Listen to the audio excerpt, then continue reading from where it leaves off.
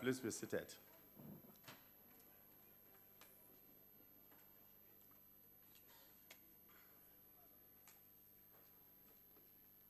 The secretary will read the order. Debate on vote number 28, Labour Appropriation Bill.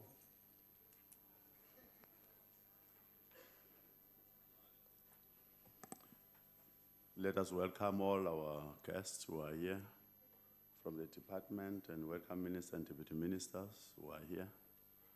Can we invite you, Honorable Minister, to take the platform?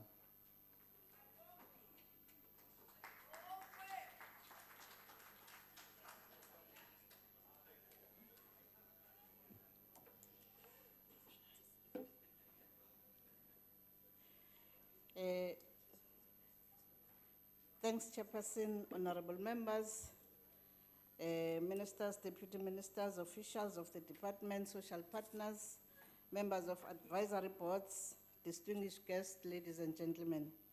It is indeed a privilege for me to stand before you this afternoon to account for the commitments we made and our contribution in moving this country forward. It is also timely that we present this budget vote during the Workers' Month, as it carries both bitter and pleasant memories for our toiling masses. The evolution of our labor relations environment has evolved over many decades, and we are very pleased with the progress we have made so far.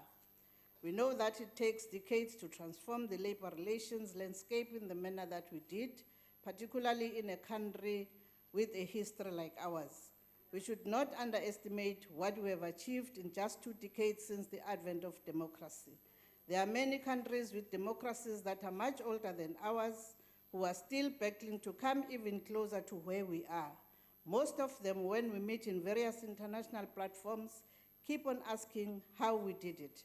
Credit for where we are must truly go to the unwavering vision of the ANC, the commitment of our people, our social partners, and most importantly, members of this very house.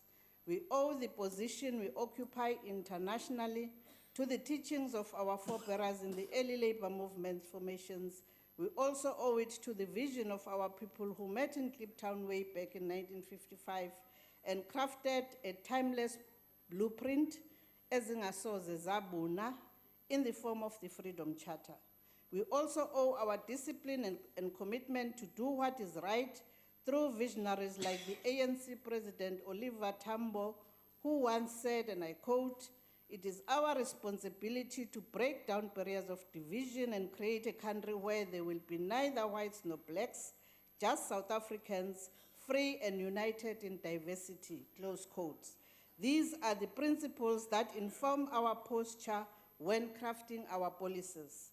The mains and objectives of our labor laws have not deviated from giving expression to the United Nations Universal Declaration of Human Rights of 1948, the Freedom Charter of 1955, the International Labour Organization core conventions, Section 23 of our Bill of Rights, and most recently, the 2009 and 2014 ANC manifestos.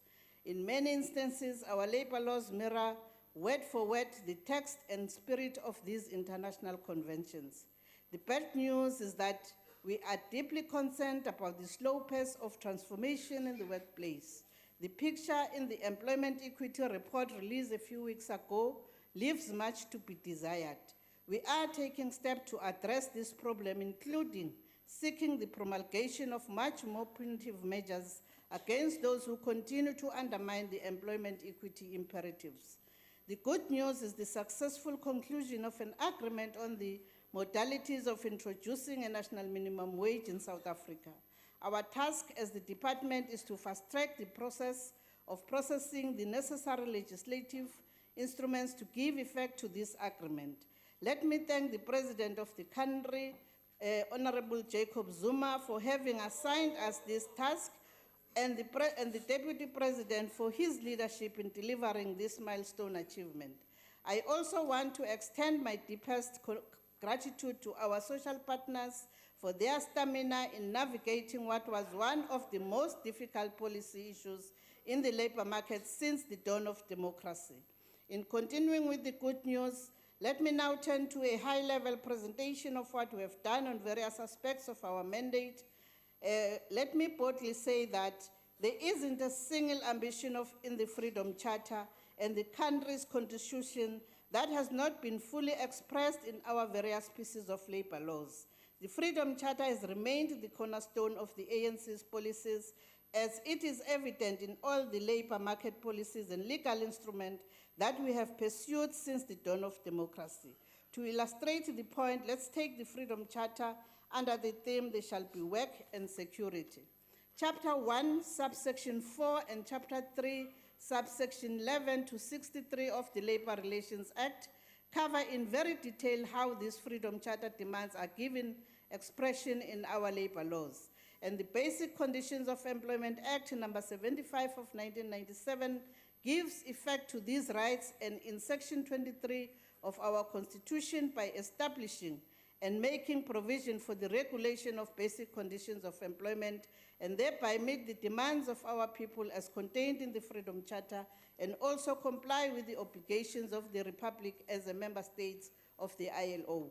We know that there were those in this House who opposed every single effort to do what we have done with our labor laws, yet when the country is showered with accolades internationally, they do not say, wait a minute, we did not want this, but they also gladly accept the credit. How hypocritical can these fellows be? Makes one wonder. The ANC government has undeniably achieved what we had set out to do and beyond, and we need to celebrate these achievements as they were by no means easy victories. It is not a small feat that before 1994, the influx control legislation prevented workers from seeking employment wherever they chose unless they had work seekers permits. Some of you will know how difficult it was to obtain these permits, let alone the embarrassing and demeaning treatment that workers had to endure. Through the hard work led by the African National Congress, our citizens can now seek employment wherever they choose.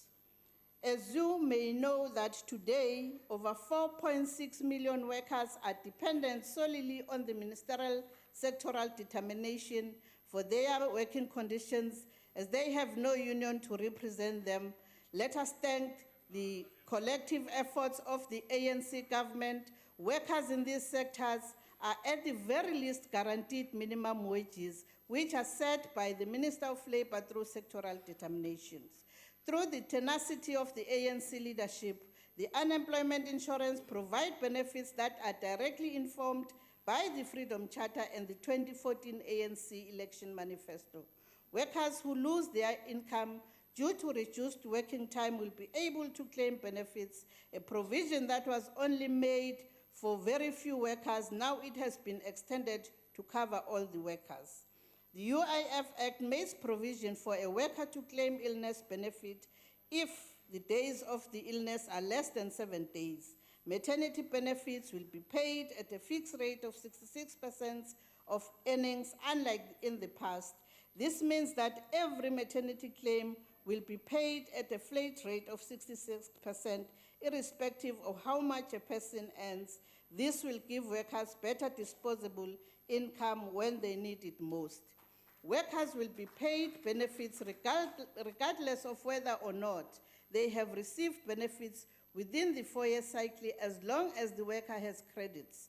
We know that there are a lot of people out there who goes around offering to assist workers to claim unemployment insurance benefits on a fee. It is worth celebrating the news that the recent amendments to the UIF law now prohibits any agency or a person purporting to be acting on behalf of the applicant to charge any fee against the applicant. Honorable members, our principle in the Unemployment Insurance Fund is that we look for reasons to pay benefits to deserving workers, unlike the norms in some insurance funds where they look for reasons not to pay. In the last financial year alone, the UIF paid out 7.9 billion rands to deserving workers. On the other hand, the compensation fund has put in place an action plan which is beginning to bear fruits. The backlog in claims has been reduced to 60,000 cases, which is not for the lack of the ability to pay, but because the claims in question are incomplete, as critical documents to determine liability have either not been provided or the information provided has discrepancies. For example, it becomes difficult to accept liability on an invoice that says the worker was treated for injuries on the left arm, whilst the report from the employer states that the worker was injured on the right-hand side index finger. It is discrepancies of this nature that holds back some of the claims from being processed.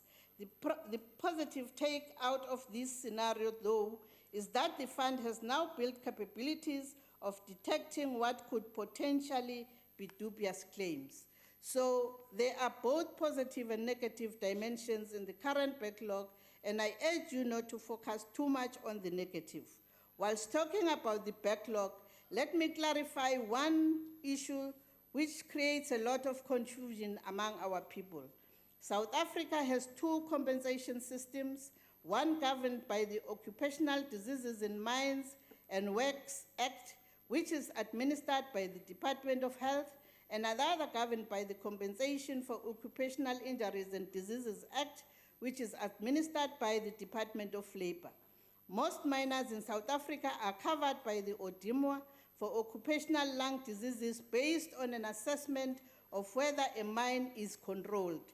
The acts provide compensation for occupational lung diseases in miners and ex-miners only. As I indicated, the backlog under COIDA, that is in the region of 60,000 cases, while the latest known size of backlog under ODIMA is approximately plus 500,000 cases. Let it be known that one of the main reasons why the backlog in ODIMA looks so big and tracking beneficiaries remain so difficult is that these workers were registered with employee numbers and not with their names and ID numbers.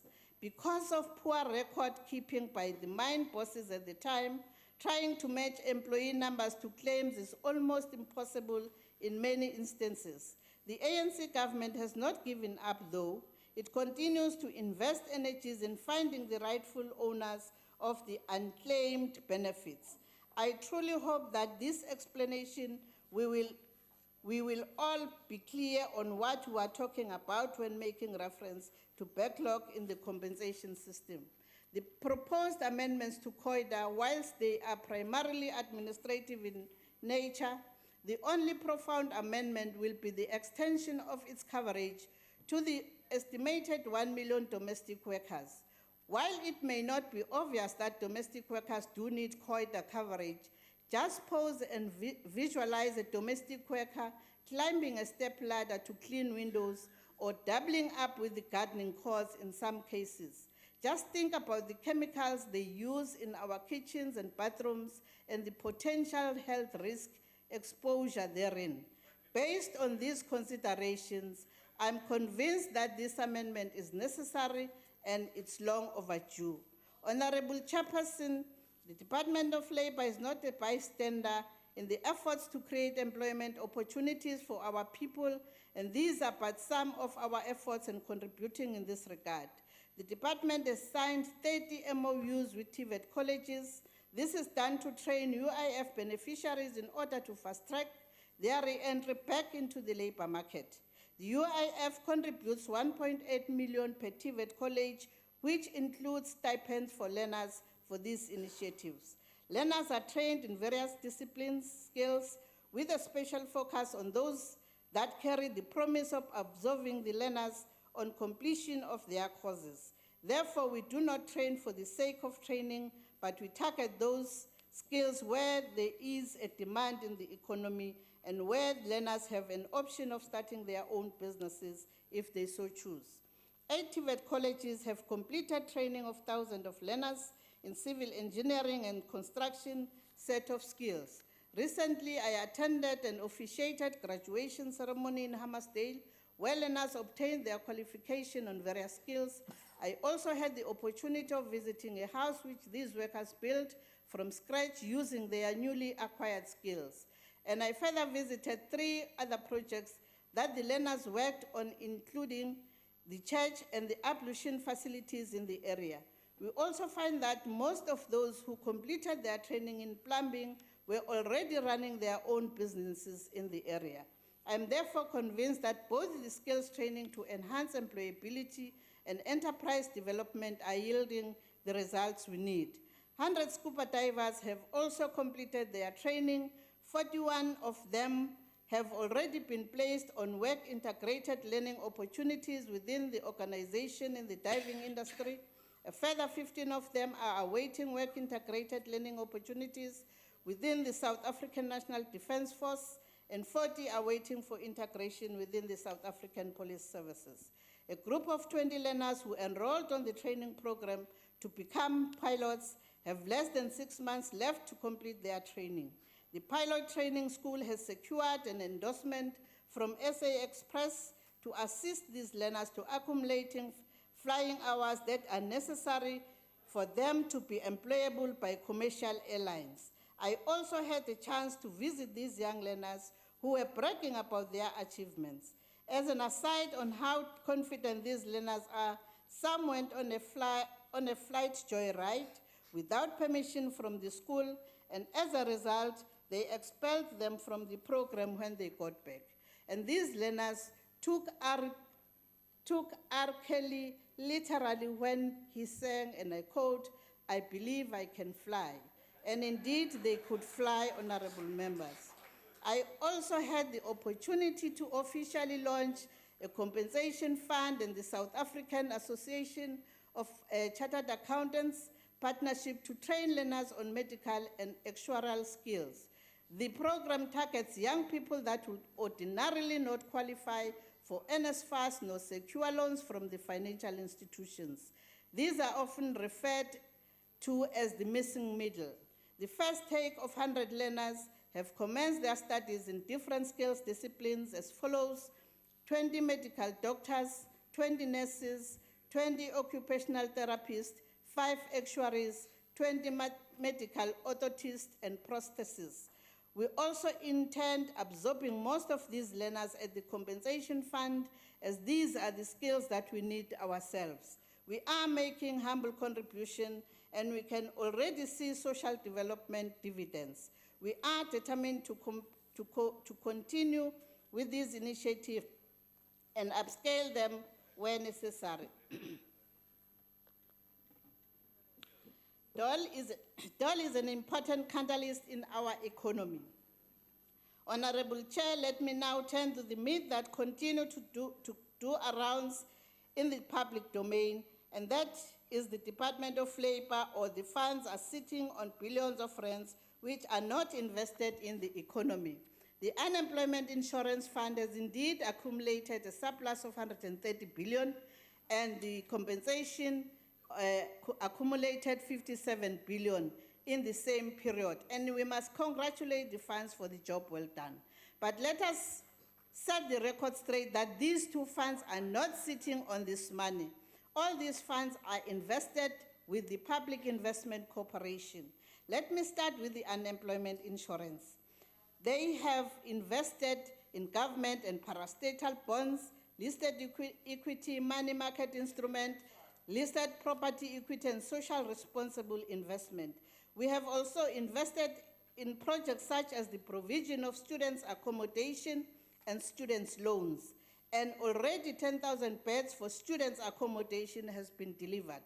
I'm therefore inclined to argue that the reason why we do not have load shedding is because a sizable chunk of this money was invested in assets such as Eskom's infrastructure development program, including projects such as Medupi Power Station. On balance of probability, on each and every crane that you see at various construction sites, the monies in the UIF and compensation has been made it possible. And I must also say, honorable members, the fund invested portfolio is dedicated to development investment initiative, mainly focused on job creation and job retention, institutions like Productivity SA, with a mandate to promote employment growth and productivity, are part of this universe. While it is charged with the responsibilities of advocating and inspiring productivity compensation South Africa, it is also responsible for national projects such as the Turnaround Solution. The Turnaround Solutions has saved over 145,000 jobs and created more than 600 new jobs opportunity since in its inception. The Please. Unemployment Insurance Fund also Please conclude. funds the training layoff scheme, a scheme that is designed to prevent job losses in companies that are in distress. I must also indicate that the compensation fund as well has invested in various government and parastatal bonds, and as we speak, we have also participated in public-private partnership, which built a state-of-the-art health facility in Modderfontein, which is known as Busamed, which will cater and prioritize workers that get injuries while they are being employed. Honorable Chairperson, in May 2016, South Africa was nominated and elected unanimously by 187 member states of the ILO as president of Thank 105th ILC. Honorable Chairperson, I hereby present you. the budget for the Department of Labor for the House to consider. Thank you very much. Thank you very much. Honorable Yengeni.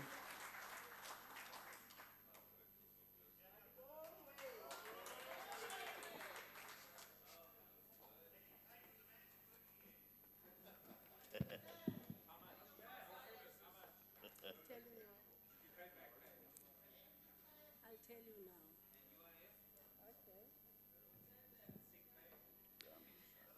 now. The ANC supports the budget vote 28.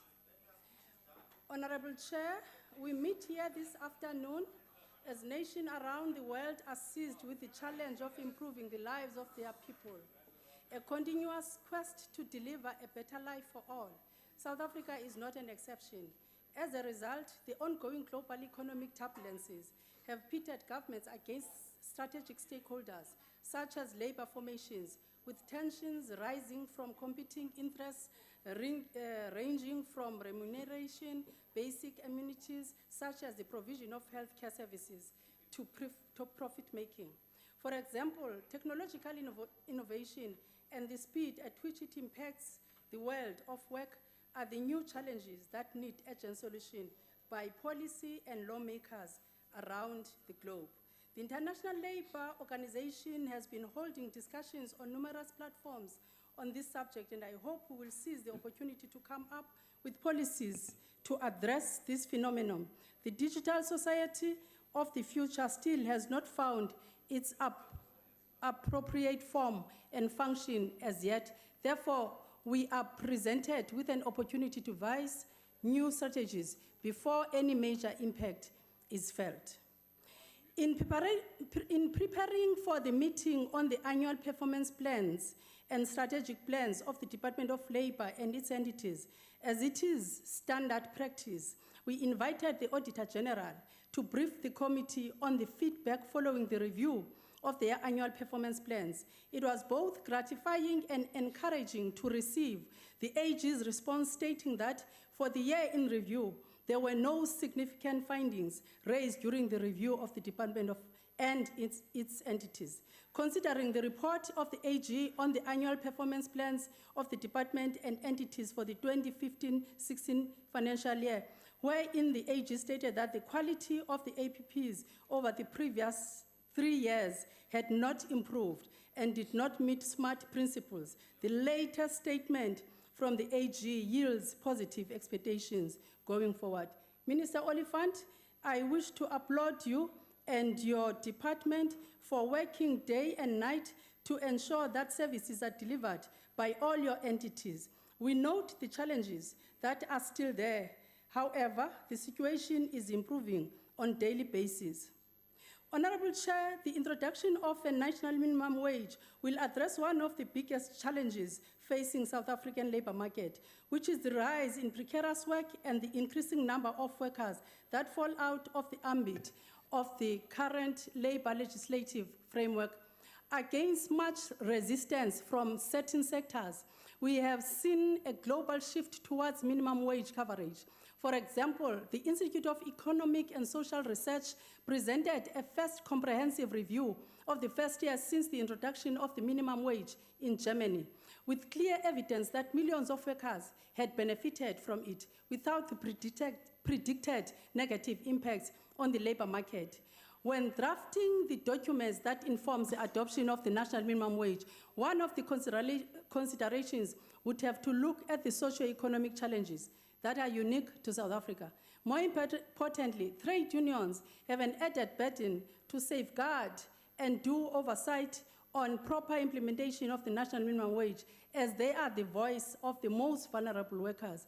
Equally, the ANC members deployed in this committee will continue to strengthen our oversight capacity and role to ensure better service delivery to the workers of our country. The country is experiencing service delivery protest, workers' strikes, and many other protests. South Africa is not the first one to go through this kind of post-colonial situation in Africa. Many before us have been there. There were worse situations of genocide, military coups, economic ruin, state collapse, etc. The overriding factor here is that when the National Liberation Movement comes into power, it gets consumed by trappings of power. It takes its eyes off the ball, and in no time, all sorts of negative tendencies emerge and engulf the entire liberation movement. In South African Revolution, we boast of a proud history of sterling leadership role played by the working class and its representatives in the various moments of our liberation struggle. Those working class struggles led to the emergence of the most important and radical platforms of revolution in the history of international working class movement. COSATU was that revolutionary platform created through the sweat and blood of the workers of this country. This platform became a radical and uncompromising ally of the liberation struggles of our people, led by the ANC for total and complete emancipation from racist tyranny and exploitation. The rights that workers are enjoying today in a democratic South Africa were as a result of those focused struggles by the workers and their principled leadership. What can you say about the labor movement in South Africa today? Is it still coherent, principled, united, and radical, or has it become an appendage of various class forces that are hostile to the fundamental aspirations of the working class? What is the role of the Working Class Vanguard Party in the confusion we see in the ranks of the broad trade union movement in South Africa today? Honorable Chair, there was a time in the glorious history of this movement when the strategic role of our Vanguard Party was to ensure that the entire liberation movement was ideologically and theoretically coherent and razor sharp. We need to subscribe to a worldview that would enable us to have a scientific analysis of our political conditions then, and therefore come to correct conclusions about the nature of our enemy and how to defeat it. Question is the Vanguard Party of the working class still playing that strategic, ideological, and historic role today in broad labor and liberation movement in South Africa? The reason I'm raising all these questions is because the biggest concern of all of us here should be at all times to defend the victories of the struggles of our labor movement and to ensure that the wages, working and living conditions of our workers continue to improve. In the city of Cape Town, under DA leadership, there is a deliberate effort employed to undermine employment equity. DA claims to be against cadre deployment, and yet in the city of Cape Town, they do exact opposite. Here is a clear case of cadre deployment by DA in the city of Cape Town. On the 7th December 2016, DA in the city of Cape Town created a new post in the Directorate of Mayor and appointed Mr. Craig John Kesson, white male, who is a member of DA, as an executive director in Directorate of the Mayor. Mr. Craig Johnson was working as a national director of the DA in National Parliament and senior press officer from 2010 to 2011. What is also interesting is that the selection panel for the above post was made up of 5 members, 3 councillors, only DA, 1 HR member and 1 external specialist, yet they claim to be an inclusive and caring city, yet their selection panel for executive directors have only DA councillors. On the 27th of April 2017, DA in City of Cape Town approved a 12-month post-retirement contract of Mr. Johan Gebe, who is a manager for informal settlement engineering. And their excuse is that the DA administration is still busy with recruitment process. And this will also ensure that skills transfer is taking place effectively during this period.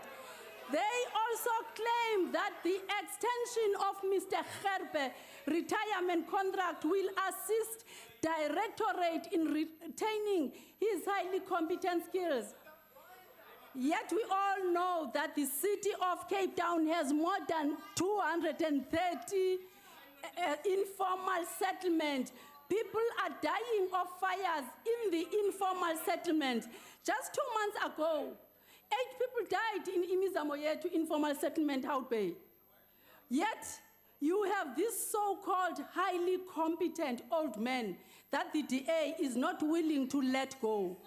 Again, on the same day, Mr. L. van Wyk, the manager in telecommunications in the City of Cape Town, extended his post-retirement contract.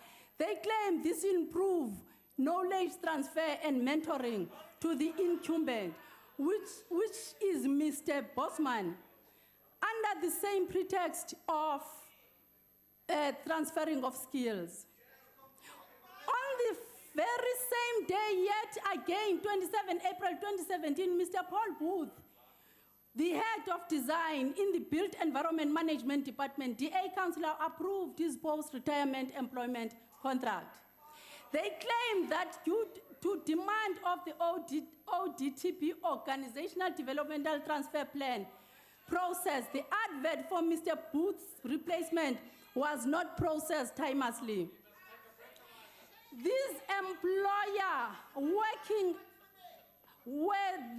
employees working alone and not leading any teams, didn't they have subordinates?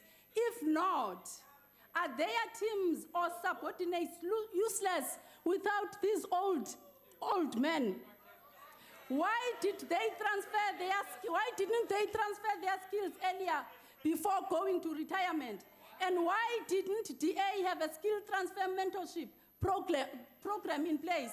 Secondly, City of Cape Town did not wake up this year and realize that they must implement ODTP. This is their own program and didn't come as a surprise to them. It's a clear case of poor management. This is nothing else but another form of racism to keep the City of Cape Town lily white. Thirdly, does this mean City of Cape Town doesn't have a clear and proper succession plan in place for all their senior management staff that would be going for retirement? I thank you. Yeah, thank you, Honorable Yengen. Honorable Ollis.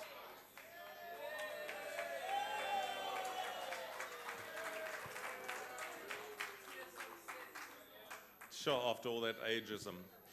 Chairperson, honorable ministers, honorable colleagues, guests.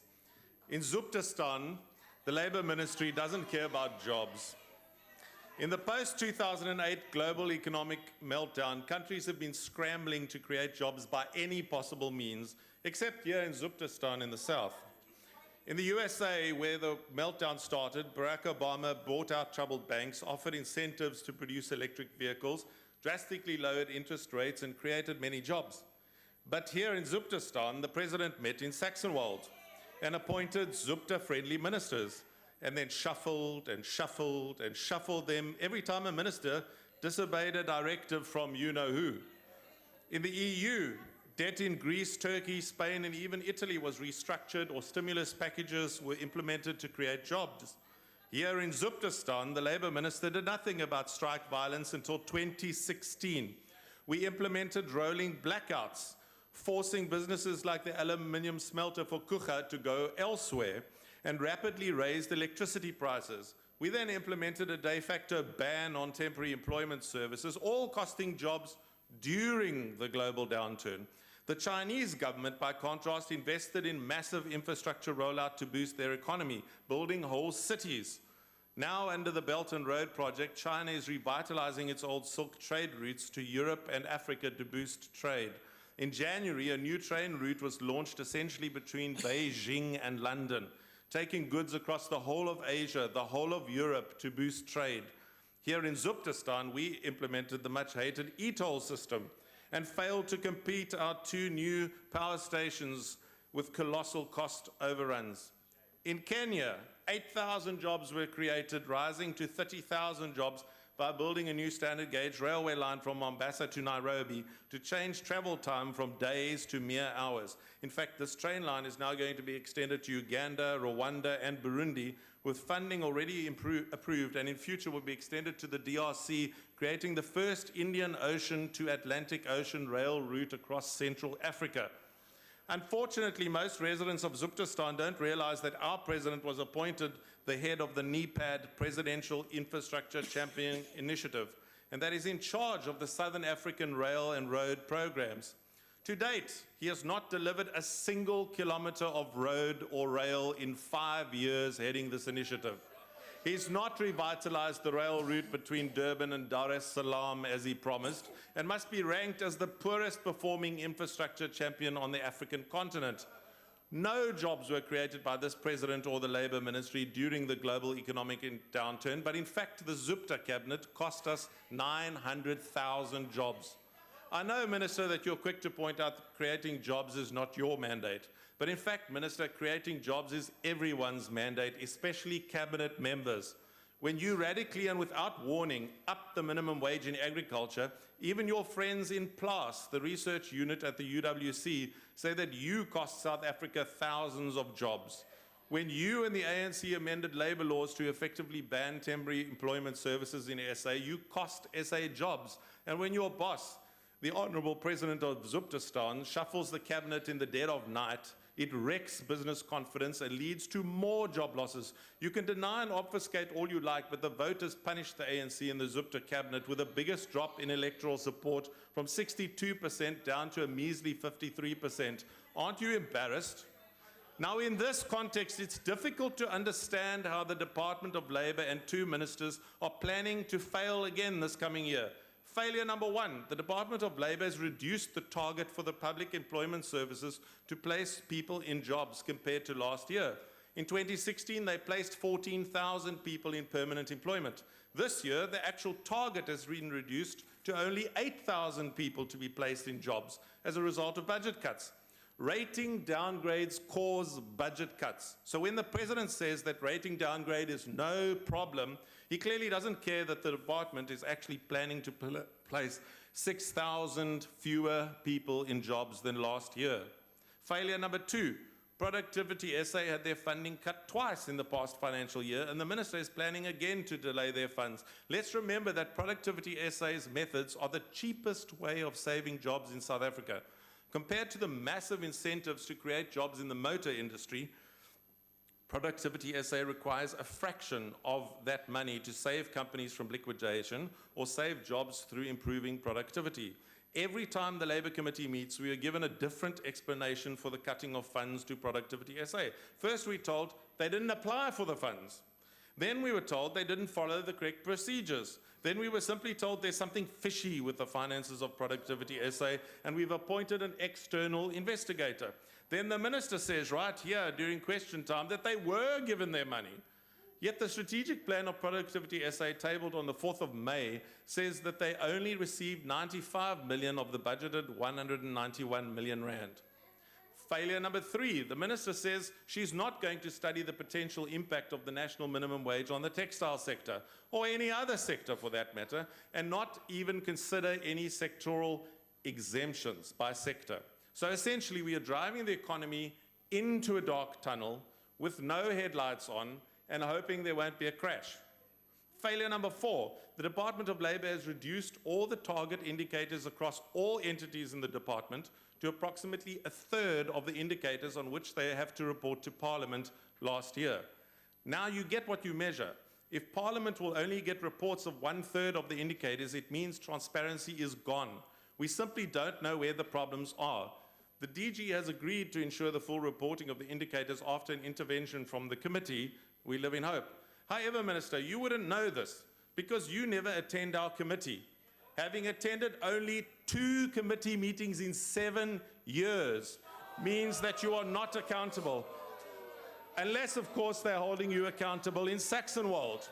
Imagine the ignominious accolade of not having been fired by the Saxonwold mafia. Here in Zuptastan, we don't care about jobs. We don't care about helping unemployed workers find jobs. We are not concerned about infrastructure projects to create jobs and stimulate growth. All we are concerned about is paying the bill at the Shebeen at number 5 Saxonwold Drive. Thank you. Honorable Raula, thank you.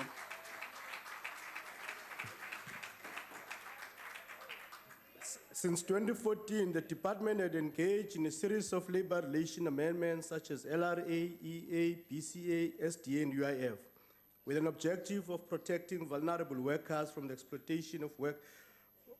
exploitation by unscrupulous employers. Whilst we should be appreciating the efforts since they promote labor standards and regulate sound labor relations, however, it is unfortunate to note that there are still workers in South Africa that are still exploited in the presence of a labor framework that is supposed to protect them. Workers are still abused by labor brokers in the presence of so-called labor regulations. The ANC government refused to ban labor brokers and resorted to regulation. It has been 3 years now. In Port Elizabeth, there's a company called Lear Corporation. It has got a plant in Macman and Costin and East London. It has engaged 3,000 workforce through labor brokers called Capacity for more than 6 years in all 3 plants combined.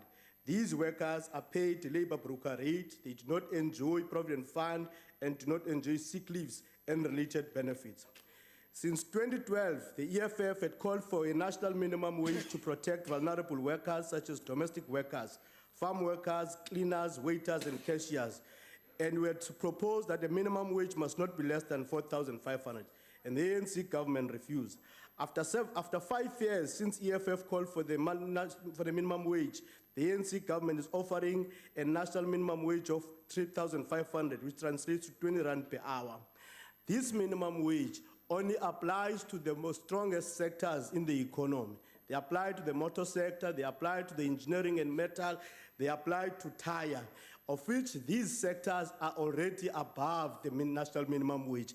But the irony, they exclude the people that actually need the national minimum wage. The domestic workers are excluded from the national minimum wage. The farm workers are excluded from the national minimum wage, which are the most vulnerable one. But they are paid between 6 rand per hour and 12 rand per hour. It's an irony. The CCMA remains one of the key entities responsible for the workers' social justice in the workplace. The CCMA does an appreciable work. However, it is marred by the lack of clarity on the payment of sheriffs. The budget vote is silent on the immediate challenge of employees paying sheriff for the CCMA arbitration award that are attached against the employer's property. When the CCMA commissioner issues an award against the attachment of the employer's property, the sheriff demands the payment of the service from the employee, and the CCMA has no clarity on who should be paying the sheriff, leaving the vulnerable employee a victim of the sheriff.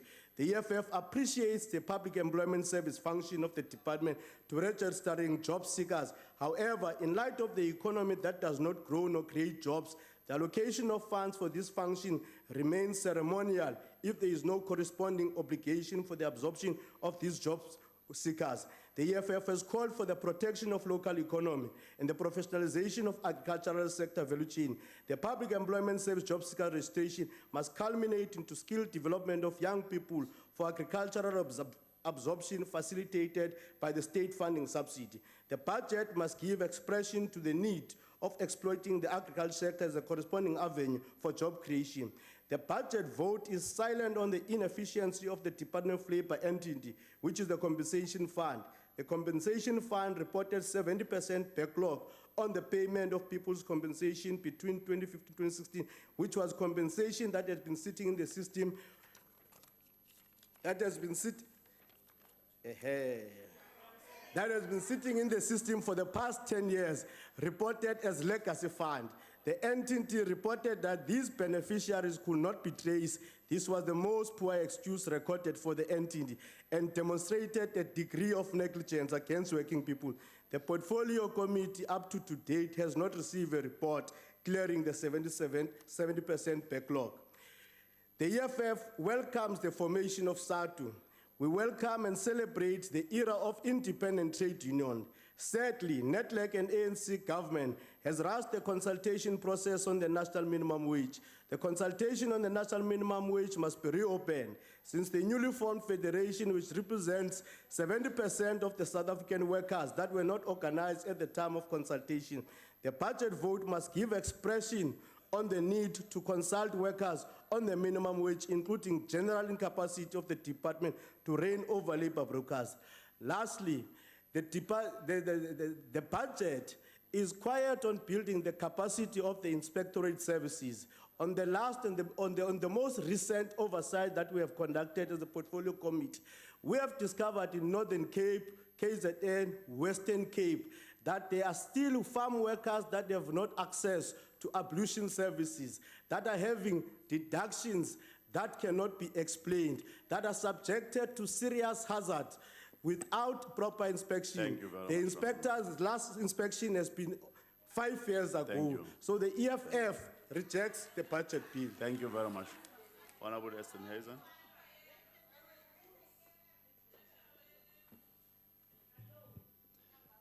Thank you, Chair. Minister, I deliver these remarks on behalf of our member on the Labour Portfolio Committee, the Honourable Mwango. Chair, at the outset, the negotiations on a national minimum wage looks acceptable, although this is not a perfect panacea and there remain doubts and arguments about whether this will in fact close the wage gap and stimulate economic growth, or rather lead to further job losses, remains to be seen. But a start had to be made and a first step taken.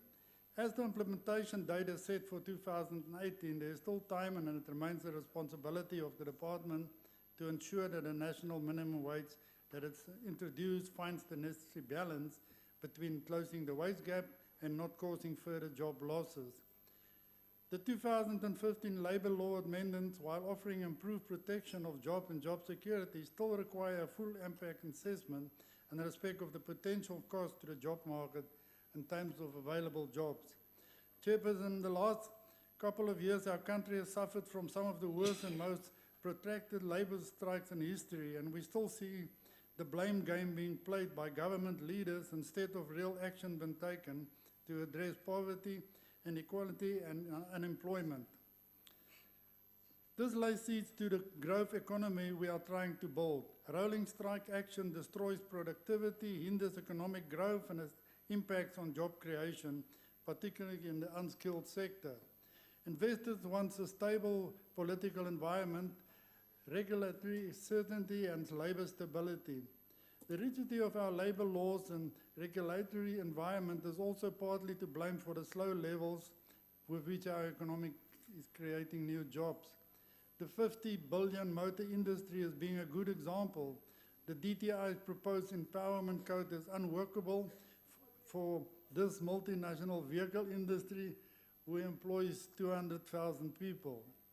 The South African government cannot try to ride roughshod over this group's global policies, as the impact on investment and the labour market would be devastating. Our mining industry is in a state of chaos. The mining charter should have rather been engagement of collaboration with the industry. Such unilateral moves do not promote comfort with the industry and can only lead to disinvestment and further job losses. With additional blows in the mining sector being delivered against a background of labour court finding, the DMR inspectorate has been acting outside of the bounds of rationality and enforcing miner safety legislation, and in the process potential endangering mine safety through long stoppages, and at the same time hindering rather than help employment opportunities. And the only reason being to try and squeeze more cash out of a dying industry. The mining industry is no doubt one of our key industries that can create large-scale employment. We must ensure, therefore, that a regulatory environment around the mining is fair and not prohibitive of the industry. I thank you. Thank you very much, Honorable Destination. Honorable Chairman.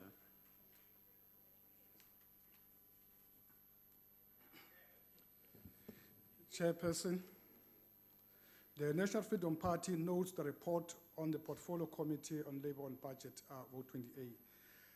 The main purpose of the Department of Labour is to ensure that South Africa's labour relations environment is conducive to economic growth and to try and balance the competing interests of labour and business. The NFP welcomes the 3.05 billion rand allocated for the department 2017 and 2018 financial year, which represent a moderate 1.68% real increase on the budget for the previous financial year. The spending allocation contained in the report tabled here gives a reasonable reflection of the department priorities, and no significant deviation is noticeable on the spending pattern of the previous financial year. We do, however, note a slight decrease in the allocation for Program 2, which is the Inspection and Enforcement Services Program. Chairperson, the department has a duty to ensure that our labour legislation is implemented, and to do so relies on the services of inspectors. A reduction in this program could negatively affect the department's capacity to train new inspectors and retrain existing inspectors once new labour relations legislation is passed and comes into force. In particular, this decreased capacity will be disastrous for the implementation of the proposed national minimum wage legislation and defeat the purpose of the legislation if it cannot be enforced. We do, however, also note that the 4% increase in Program 2, which deals with public employment services, is encouraged by the 45.3% real increase in the work seeker services sub-program.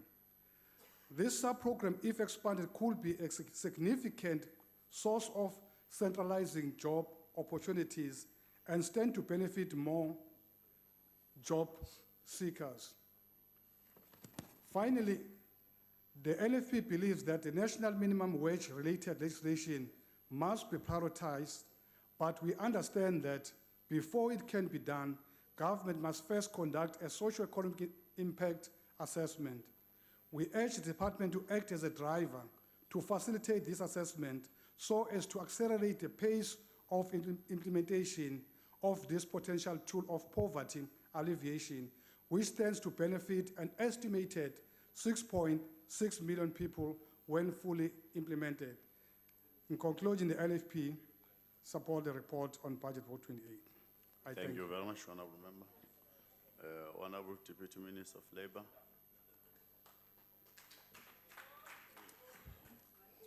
Honourable Chairperson, ladies and gentlemen, good afternoon.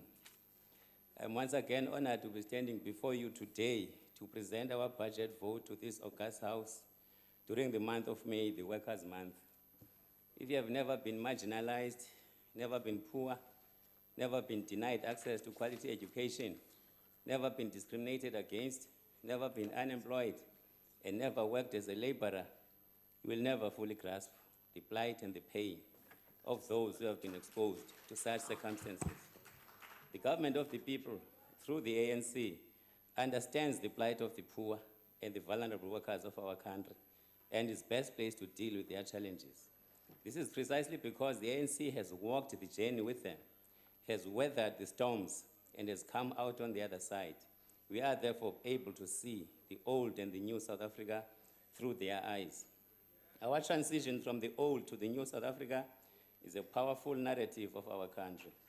In writing the new chapter and in celebrating our achievements, we do recognize that much more still needs to be done.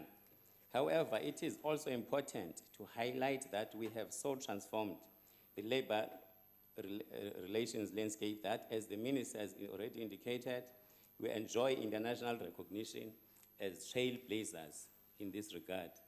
Through various pieces of legislation, we have restored the dignity of our people. Honorable members, we would be naive, however, as this august House, to think that we can completely erase the impact of the monstrous apartheid and slavery policies in just 23 years of democracy. One of my responsibilities in the department is to play an oversight role in the smooth implementation of the department's strategic and operational objectives to ensure effective and efficient delivery of our services to the public. It is therefore with some pride that I present to this House the department's achievements, especially in the last financial year. Ladies and gentlemen, I am particularly pleased to share with you our achievements as per the commitments we made last year. Firstly, over the last financial year, the department improved its overall performance to just 77%. During the 2016-2017 financial year, the department was allocated 2.8 billion rand and spent 2.7 billion rand. Therefore, in percentage terms, the department spent 97% of its allocated budget. The 2.8 billion rand allocated budget was distributed among the 4 programs and spent as follows. Administration spent 96.7%, achieving an overall performance of 60%. Inspection and enforcement services spent 92.8%, achieving an overall performance of 87%. Public employment services spent 99.8%, achieving overall performance of 75%. Labor policy and industrial relations spent 98.3% of its allocation, achieving overall performance of 71%. The UIF achieved an overall performance of 69%. The Minister indicated earlier that the compensation fund has been discharged from the intensive care unit, and this is indicated by the fund's progressive performance improvement, which is highlighted by an overall achievement of 50% for the 2016-2017 financial year. Parties were the members who made it their business to know this fund will very well agree that this is indeed a significant improvement, even if a lot still needs to be done. Honorable Chairperson and members, as a governing party, as a department, we recognize our role of regulating the labor market to ensure stability and a vibrant economy that yields tangible benefits, including job creation. The progress and commitments that have been presented by the Minister today are testimony to the fact that we are a caring government of the people, a government that seeks to improve the socio-economic conditions of our people, be it in urban settings, townships, farm dwellings, or far-flung rural areas. Last year, I reported that I had witnessed with my own eyes the difficulties that labor centers experienced in meeting public expectations as a result of inadequate human resources, especially at the frontline offices and in our inspectorate and enforcement services. Mphathiswa Sokwalisa, I'm happy to report that the department has since set in motion innovative ways and service delivery initiatives. The installation of self-service machines, better known as kiosks, in our service points is in full swing. This ensures that our clients do not have to stand in long queues for hours on end in the blistering sun or in inclement weather conditions. The initiative has been piloted in all 9 provinces, and our objective is for every service delivery point to have a fully functioning kiosk by 31 March 2018. The kiosk initiative has been well received by members of the public and is starting to yield positive results. Those who wish to test the kiosks are encouraged to visit our exhibition stand and the Cape Town Labour Centre. Honorable members, the Inspection and Enforcement Services branch is receiving attention. While we continue to capacitate the inspectorate with the limited financial resources at our disposal, we have found innovative ways of dealing with the challenge as we do our work, amongst others. We embarked on focused training programs which seek to assist the labor inspectors in fast-tracking their processes, thereby improving the results. The action taken by the department in its attempt to strengthen the inspectorate produced positive results for the 2016-2017 financial year. The performance of the unit improved progressively from a dismal 43% in 2014-2015 to 67% in 2015-2016, and in 2016-2017 is standing at a whopping 87%. Honorable members, you will recall that last year, the minister undertook to deal aggressively with the designated employers found to be flouting of the Employment Equity Act. The department referred to the Labour Court 192 employers who were non-compliant with the provisions of the Act. Interestingly, 19 companies opted for out-of-court settlements amounting to admission of guilt fines of 1.96 million rand. 90 employers who resist change, believing that they have a fighting chance, decided to oppose our court applications. The total value of the 90 cases amounts to 135 million rand. Siphinde mphathiswa sibe neqela labaqeshi abangama-79 abakhethe ukufihla inhloko and decided not to settle or oppose our applications. Ngamagwala ke lawa ajonge umoya uba ubhekisa ngaphi na, with the total value of 118.5 million rand in penalties. The overall value of the work done by the inspectorate, just in the area of employment equity alone, is 255.45 million rand against expenditure of 18.5 million for only 19 employment equity labor inspectors. This is indeed an exceptional achievement. Ladies and gentlemen, the protection of vulnerable workers and promotion of decent work require the department to have an adequate number of labor inspectors who will ensure that the labor laws are upheld and complied with by all employers. The administration program has shown a significant improvement during 2016-2017 financial year. There are pockets of excellence within the program, with the finance management unit continuing to make us proud. Once again, the department received an unqualified audit opinion in the 2015-2016 financial year for the 5th consecutive year. We remain confident that the Auditor General's audit report for the 2016-2017 financial year will reveal even more positive results. It is also important to note further that the changes instituted by the department in financial management and oversight have had the desired result, with the department having managed to process 17,593 invoices out of 17,606 received, a 99% achievement. A vacancy rate is a moving target, and we have done everything to ensure that we keep up with the government set vacancy rate of 9.9%. I'm therefore happy to state that the department's vacancy rate is sitting at 9.6%. The department filled all its vacant positions of senior management at national and provincial level, with the exception of the Western Cape. Honorable members, the department, through the Public Employment Services, continues to serve as the intermediary in the labor market in the labor market between demand and supply of labor. The department uses an electronic employment registration system which enables work seekers to register their qualifications, skills, and work experience, and also enables employers to register work and learning opportunities. During the 2016-2017 financial year, the department provided 197,247 registered work seekers with employment counseling and managed to place 12,517 registered workers in available job opportunities. It is also important to note further that the department, through the Public Employment Services Program, supports disability organizations to promote the employment of persons with disabilities. During the 2016-17 financial year, the department transferred to disability organizations an amount of 11.3 million rand in the form of support subsidies. Honorable members, it is also important to briefly reflect on the important work of Productivity South Africa. We all know that the mandate of the entity is to promote employment growth and workplace productivity.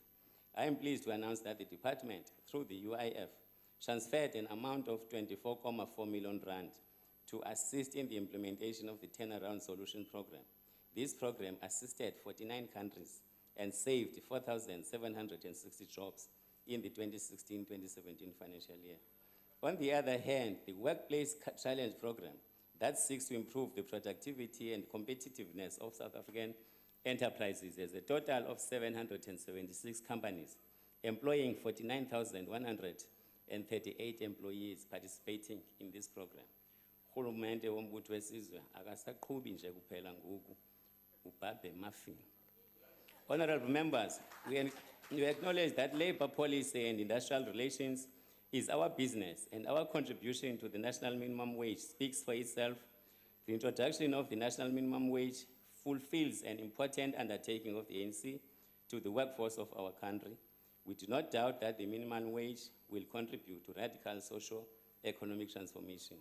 We further believe that the positive gains of improved earnings and reduced poverty will by far outweigh the negatives. The National Economic Development and Labour Council continues to play a pivotal role in transforming our labour policy framework.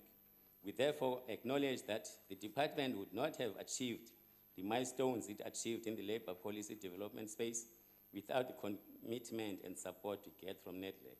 We extend our gratitude to everyone at NEDLAC for their contribution. Honorable Chairperson, ladies and gentlemen, this leaves me with one other strategic entity, the Commission for Conciliation, Mediation and Arbitration, the CCMA. It cannot be disputed by any of the members in this House that the CCMA continues to make us proud with its excellent work and outstanding performance. Ndivumele ndidlulise umbulelo ongazenzisiyo kumphathiswa welisebe ngenkxaso amacebiso nangentsebenziswano ngummangaliso endiyifumanayo kuye njengesekela lakhe. Kwikomiti ejongene nezabasebenzi ekhokelwa nguMamzangwa sithi nxatshoke, shotsho nibeko. Ngokugqibela ndithanda ukubulela umlawuli jikelele kunye nawo onke amagosa nabasebenzi besebe ngenkxaso nangendlela abawuthathela phezulu ngayo umsebenzi wabo. Bamba kazibini nangenkxaso endiyifumana kusapho lwakuthi likhokelwe nguMamtipha noSimanyi. Umphathiswa sele ewenzile umkhomba-ndlela, ngoko ke ikhwelo lityala. Masingene entsimini, masenethole. Thank you, Honourable Deputy Minister. Chairperson, just on a point of order, I didn't want to interrupt the Deputy. You don't even know what I'm going to say. One moment, let us allow the Honourable Member to make his point of order. It's just a quick one. We just have noticed that during the entire last speech, the translation is not working. It sounds as if the translators may have even gone home. Can someone just check whether they are still there and whether they can do their job so that we can, we'd like to participate in the debate. No, thank you. I'll check with the table on this matter.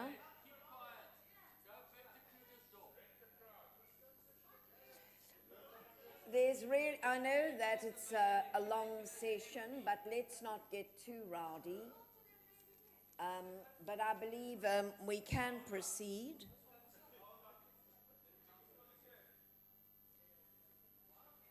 Is the translation working?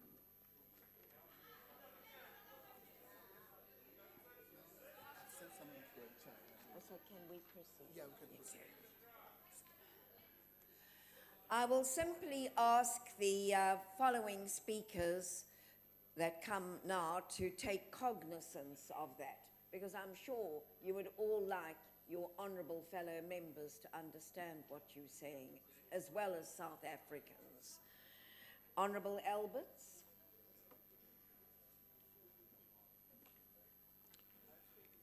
Thank you, Chairperson.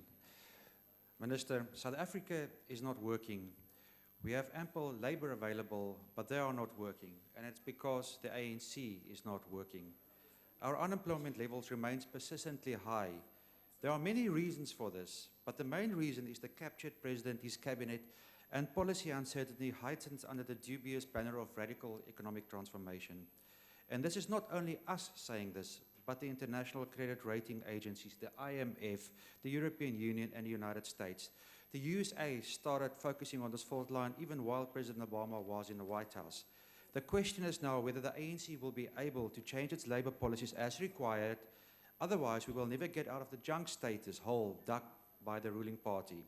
Die groot probleem met hierdie departement is dat die oogmerk wesentlik is om bloot bestaande werksgeleenthede te herverdeel, sonder dat daar eerlik gekyk word na hoe om nuwe werksgeleenthede te skep, to create new jobs. Daar word dus nie ag geslaan op die duisende werklooses, want herverdeling is die mantra. there is also in measuring transformation an obsession to focus on the demographic status of top management level and to complain how untransformed it is. The other levels where most jobs are created is not taken into account. On those levels, one would note a different picture, and this leaves one with the impression that the department is only interested in bashing white people, many of them who, by the way, are also paying your salaries. Ironically, if we have regard to the ANC's own employment figures in the public service where virtually no one other than cadres are employed, then we will see an interesting picture unfolding. You see, in 2011 already, the demographic status looked as follows. Top management level, white and colored women are underrepresented. Senior management level, colored people are underrepresented. Semi-skilled level, whites and Indians are underrepresented. Unskilled level, again, whites and Indians are underrepresented. In short, minorities in general are underrepresented in the public service according to the employment equity rules devised by the ANC itself. The ANC does not even comply with its own rules, yet expect the private sector to do so. I can only wonder how many minorities are employed at Luthuli House. Perhaps we should investigate this. En gepraat van minderhede, baie en ons bedoel baie, mense vanuit die breingemeenskap, en sluit in die Khoi en San, is ongelukkig hoe die ANC werkerserveringsbeleid hulle benadeel. Aangesien die nasionale demografiese statistieke gebruik word om gelyke indiensnemingstekens te stel, vind breinmense dat hulle skielik nie swart genoeg is vir 'n werk nie. Laat ons hier enkele voorbeelde gee. In Alderode Park in Johannesburg is die meeste polisielede swart en kan nie Afrikaans praat nie. Dit is 'n herhalende probleem in ander breinwoongebiede. Min hospitaalpersoneel aan staatshospitale is bruin. Daar word gevra, waar is die Afrikaanse breinmense in die SABC? Dis maar van die enkele probleme wat uitgelig word onder die mantra, ons is nie gelyk nie. Dit spreek van self dat wit mense hierdie sentiment deel. Minister, we would also like to point out that the International Convention on the Elimination of Racial Discrimination, which this country has ratified, compels you to seize affirmative action in those sectors where targets have been achieved, such as the public sector. Therefore, you will have no choice but to end racial discrimination in this sector, and if we are compelled to do so, we will lodge a complaint with the United Nations regarding this matter. Minister, die minderhede in hierdie land roep uit, ons is nie gelyk nie. Ons weet hoekom. Dis omdat die ANC nie werk nie en nie ons ekonomie kan laat werk nie. Die talle werklooses kom daar agter wie die werklike oorsaak is van die probleem en gaan alself verset. One moment, Honourable Alberts, will you take your seat, please? Honourable On what Chair, point of order are you rising? The speaker on the podium, in terms of Rule 85.1, casts aspersions on the President by saying the President is captured. He needs to present a substantive motion on the matter. Honourable members, that is still considered to be part of a substantive motion. So you're welcome to take that up after this meeting, after the House. Thank you. May I continue, Madam? Yes, Thank please you. go ahead. In conclusion, many jobless people know now who is responsible for their state, and they are going to start standing up to the ANC, who they know is a captured party. Thank you very much.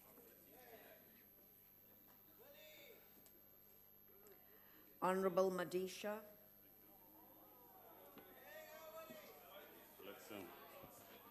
Thank you, Chairperson. South Africa is in an economic crisis. We have, and that is a fact, 40% unemployment rate. We are faced with immigration of poor people who are made unpaid laborers. And then if you move around, you go to restaurants, etc., the people who work there are not South Africans. Most of them, they are persons who are from outside of our borders and are not paid by the owners of those restaurants that are paid in tips. We are faced with lack of skills development by this government. There's growth of labor brokerage, which adds to exploitation of workers who already receive no living wage at all. We have reckless destruction of our economic prospects, which are a result of evil and destructive rule by those who are supposed to govern this country. That is why companies are moving out of South Africa to countries where governance is both constructive, etc. But then, of course, they cannot stay here, where instead of having proper governance, you have a rally of ministers and deputy ministers. I have said in the past, you go to the biggest country in the world, which has 1.2 billion people, and that is China, where they have only 18 ministers. But you come to South Africa, where Mr. Zuma will bring many, more than 75 people who must sit in a cabinet meeting. Now, these are the kind of problems that you have, and that money must be used to create jobs for the people of our country. Now, what must we do? We must develop a proper jobs development strategy. What COPE says is that the ANC government has lied. They have said that the electricity problems, for example, have been dealt with, and that is not true. Now, what we need to ensure is that the closure of mines comes to an end. An example I wish to cite is the one in Richards Bay, where 2 mines were recently closed, and as a result of that, thousands of workers have both lost their jobs and poverty has risen. These are examples, and many such incidents are taking place throughout the country because of ANC, of course. The other thing that needs to be done is that we need to ensure that gas smelters that were closed are revived, and more those that are or were going to be closed are not. The revival includes what has happened in Richards Bay, where same has already occurred, and many people don't have jobs. Today, the metal workers, for example, are crying and are destroyed by the fact that a motor car industry is leaving. Honorable Madisha, your time, sir. So please begin to close down. Round up now. Okay. Thank you, Chairperson. The metal workers, for as long as this ANC government is there, you are in trouble. I therefore am saying that throughout the country, workers, the metal workers, and all the other workers, workers of the hand and workers of the mind, you need to rise against those people who are destroying you, who are destroying.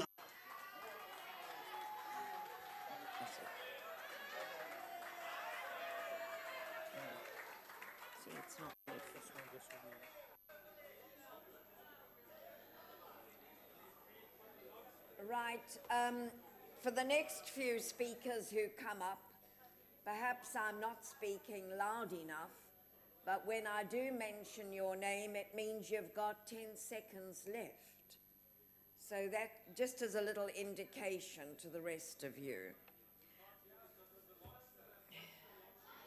Right, Honourable Van Schalkwyk, thank you.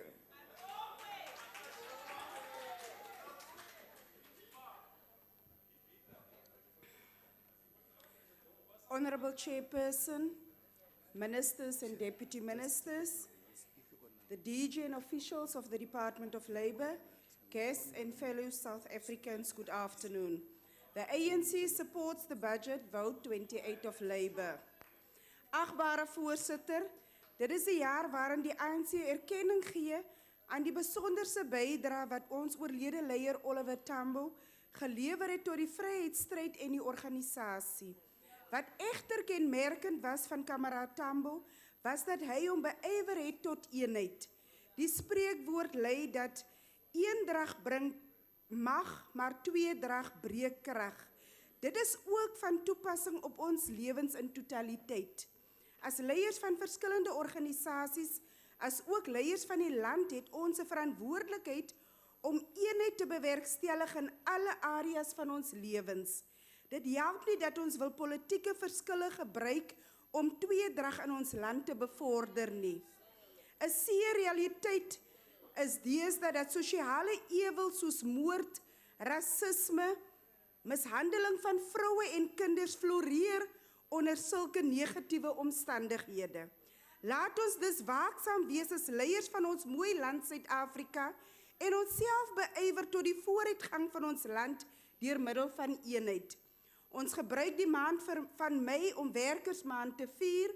Hiermee saam erken ons die uitdagings wat werkers op 'n daaglikse wyse in hulle werksplekke ervaar. Die Departement van Arbeid gebruik ook die maand om werkers te bemagtig deur middel van werkswinkels en seminare om in hulle uit te wys hulle verantwoordelikhede as ook hulle se regte. Ons weet egter dat die uitdagings wat die werkers die meeste in die oë staar, behalwe om werksversekering te hê, is wel die hoeveelheid geld wat hulle verdien.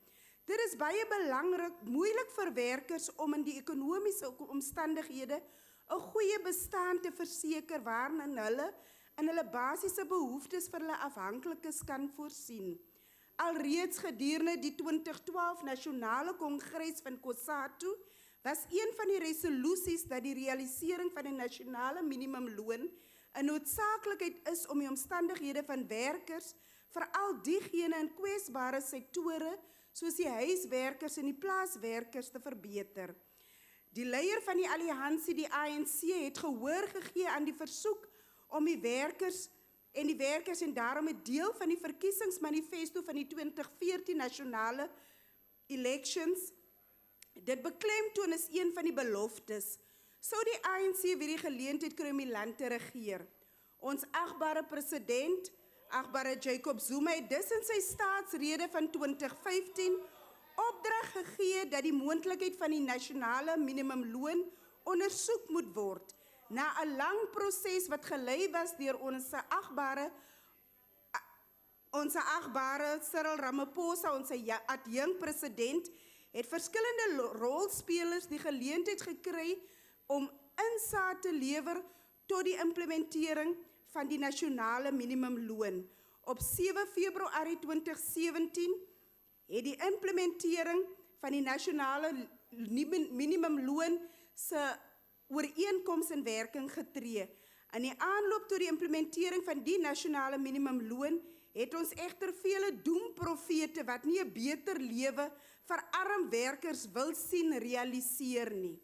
Honorable Chairperson, this agreement has to be implemented not later than the 1st of May 2018, but contingent to finalization of the national minimum wage legislation. The rate of the national minimum wage will be 20 rand per hour. What needs to be noted is that upon the national minimum wage introduction, domestic workers will be paid 75% of the national minimum wage, and the agricultural workers will be paid 90% of the national minimum wage. It is proposed that these sectors will be brought up to 100% of the national minimum wage within 2 years pending research by the National Minimum Wage Commission on this time frames. It is therefore not true that these workers are excluded from the national minimum wage, as previously been indicated by one of these honorable members. Exemptions for those employers who can prove that they cannot afford the national minimum wage will be allowed, and the process must be as simple and efficient as possible, particularly for the SMMEs. The social economic impact assessment will be done as being part of the National Minimum Wage Agreement. In recognizing the impact of prolonged and violent strike action, the social partners also reached an agreement and signed the Declaration on Wage Inequality and Labour Market Stability. Honourable Chairperson, Netlec was allocated 31.8 million rand in the 2017-18 financial year, which is a nominal increase of 1 million rand or 3.25% increase. The CCMA received the largest share of the program budget at 864.1 million rand, or about 79.5% of the program budget. In real terms, the budget increased by 42.4 million rand, or 5.5 real percentage increase. It is important to note that the CCMA is independent of the state, any political party, trade union, employers organization, Federation of Trade Unions, or Federation of Employers Organizations. As part of its strategic objective to enhance the labor market in order to advance stability and growth, the CCMA intends to save 35% of those jobs referred to it that is due for retrenchments in 2017-18. It also intends to establish 4 new strategic partnerships for strategic collaboration to accelerate service delivery in the labor market for the benefit of the users in the current financial year. In pursuance of strategic objective number 2, CCMA plans to deliver 12 capacity building interventions on effective recognition skills to users. These also intend to conduct 39 training interventions to capacitate the workforce for efficient and effective delivery of the CCMA mandate, to conduct 48 capacity building interventions to users in 2017-18 in order to build knowledge and skills in accordance with the strategic objective number 3. We acknowledge the sterling work being done by the CCMA, which include in the past financial year that they intervened in terms of the Labour Relations Act with the Minister of Labour in areas where labour unrest prevailed to find amicable solutions to resolve the disagreements. Honourable Chairperson, Productivity SA is an entity of the Department of Labour with a mandate to promote employment growth and productivity, thus contribute to South Africa's socio-economic development and economic efficiency. It has a total budget of 177.4 million rand. Part of the commitments of the productivity is to nurture companies, training and actual implementation of turnaround strategies at companies facing economic distress, who were assisted and supported through turnaround interventions. Some of the achievements from the past financial year of this entity include 7,099 beneficiaries were capacitated in 2016-17, which includes 273 educators, 5,527 emerging entrepreneurs, 1,002 workers, 122 skills development facilitators, and 175 managers. The decline in economic activity and the increase in companies in distress, including a number of affected workers, places great strain on the resources of the entity to cope with the demand for support and services. In line with its strategic objectives, Productivity SA plan in the financial year, amongst others, to support 200 companies in industry sectors, including special economic zones and industrial parks through productivity and competitive enhancement programs. Support 9 black industrialists through productivity and competitive enhancement programs. Support 5,500 small enterprises and cooperatives on enterprise supplier development programs. Develop and pilot an integrated tool monitoring and evaluation system that will implement participation in enterprise and industries to save 7,500 jobs in companies facing economic distress and to train 200 productivity champions, education and training development practitioners, and skills development facilitators across the business, labor and government spectrum. Ter afsluiting, agbare voorsitter, met aanagneming van die bogenoemde situasieanalyse, is ek egter daarvan oortuig dat die Departement van Arbeid met die nodige politieke en administratiewe leierskap bemagtig is om die voorgenome begroting tot hulle beskikking effektief aan te wend om basiese dienslewering te bevorder. Ek dank u. Thank you, Honourable Van Schalkwyk. Just before we proceed any longer, if you would just wait one moment there, Honourable Bahrain.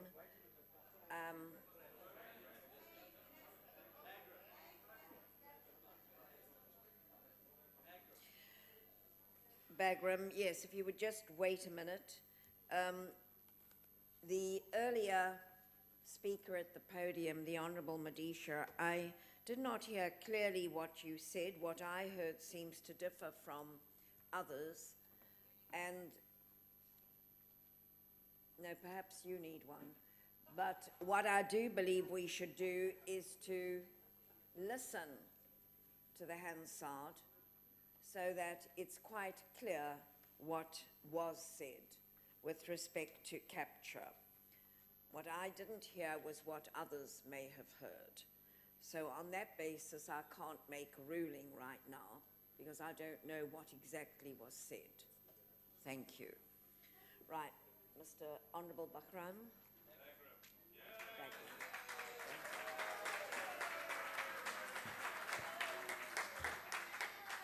Speaker, is the pachyderm in the room? The Department of Labour has its primary responsibility two real issues, that's all. Firstly, to ensure that decent jobs are created and sustained.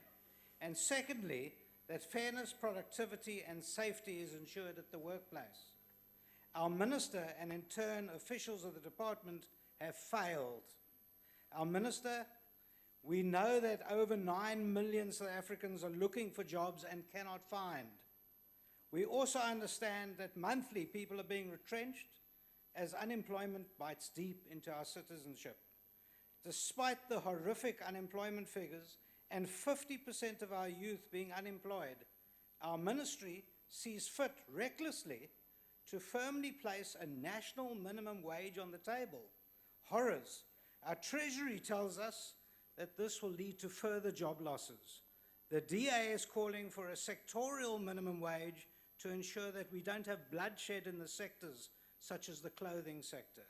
You, Minister, have stated setting a national minimum wage only for the sector of the current workforce that is not covered by wage regulation and collective bargaining is not up for consideration at this stage.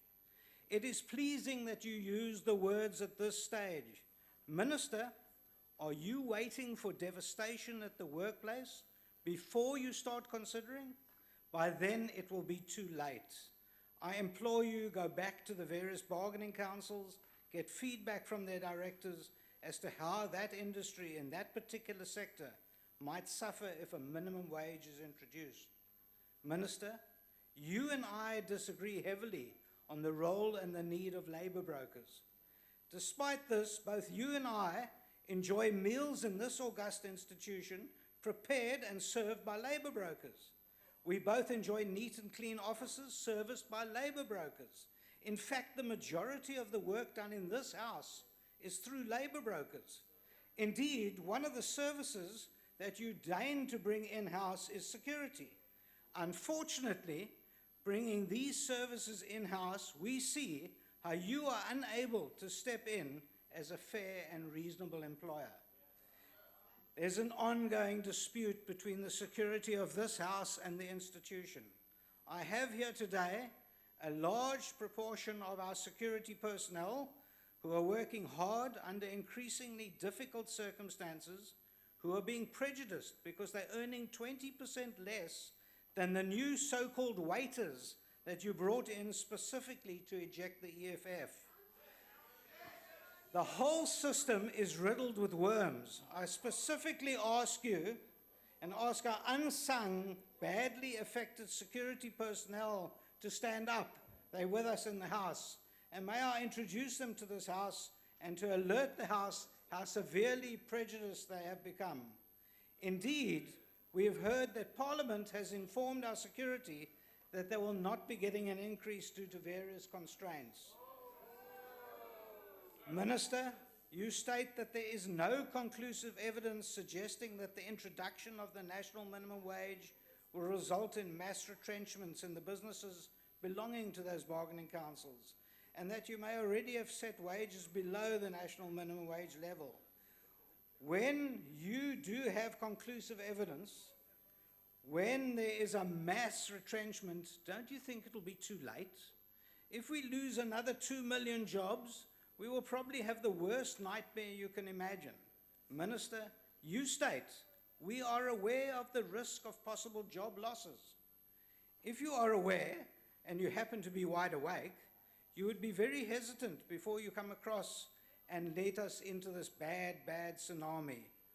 All I'm asking is for you to consider more research, more input, and maybe even a test run of the national minimum wage in parts of a particular industry.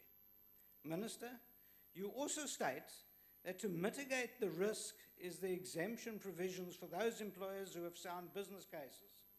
It is notorious that these exemption provisions that already exist in the various bargaining councils are almost impossible to obtain and incredibly onerous to complete. Small businesses across the country are already suffering because they are unable to obtain these exemptions. We are all aware that small business is the engine room of job creation. However, you, Minister, are doing everything in your power to halt their development. Small business has deemed labor laws and industrial regulations to be a handbrake on job creation. The whole world is turning to atypical employment, to a model that we in South Africa know better, and we would rather destroy job creation to pray at the foot of an idol of a trade union, the very trade union that won't hear our president. We already have a minimum wage in various sectors which cover over 50% of our workforce. This makes so much more sense. It is the role players who help determine what is sustainable for both employer and employee. I must, of course, praise one or two of your directors, your Director General and Mr. Mafata, who are trying desperately in these circumstances to try and turn a ship round. The workmen's compensation has been disastrous. We've had 20 years of disaster in the workmen's compensation. Honourable Bagram, will you conclude, please? The very people who are injured at the workplace are not helped by our government, the ANC. Thank you. Thank you, Honourable.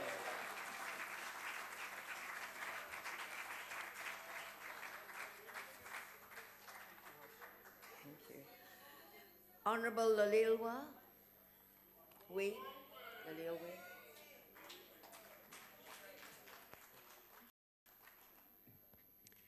Mandibulele kusihlalo, ndibulise abaphathiswa, osekela abaphathiswa, amalungu endlu yowiso-mthetho, iindwendwe zethu. Si-African National Congress, sibulela elithuba silifumanayo lokuthetha nesizwe soMzantsi Afrika. Kunyulo jikelele lika-2014, abantu baseMzantsi Afrika abangumyinge oyi-62% banika i-African National Congress igunya lokutshintsha iimpilo zabo.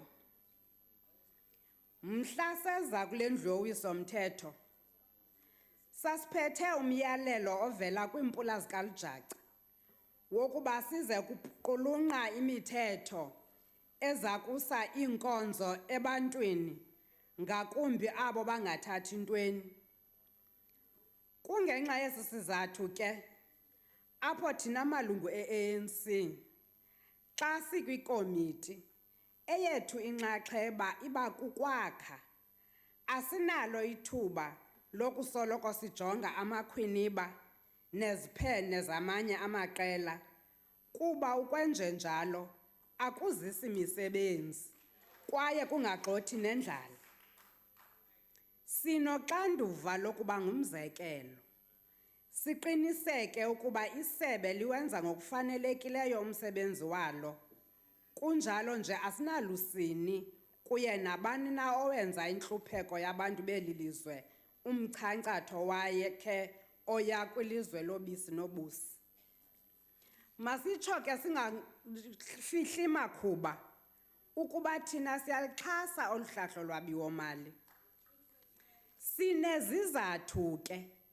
Esi sigqibo sisekelezwe ekubeni thina siyi-ANC siqwalasele izigaba ezithile kwindlela isebe lezabasebenzi elenza ngayo izinto.